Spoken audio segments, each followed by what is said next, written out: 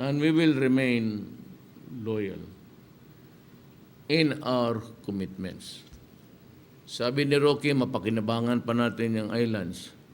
Pag natapos na yan, sabihin natin, amin man yan. Palagyan mo muna ng building. Ang sabi ng China, mag-away na. Mag-away tayo. Sige. Pero i-turn over mo na yung tapos na yung may mga hotels na dyan. Yan ang ibig sabihin ni Rocky. Malay mo. No, China is playing it right at this time. That is the reality of geopolitics. Hindi naman tayo ang kalaban niya. Kalaban niya Amerika. They are competing for a world superpower in the next, in the centuries to come.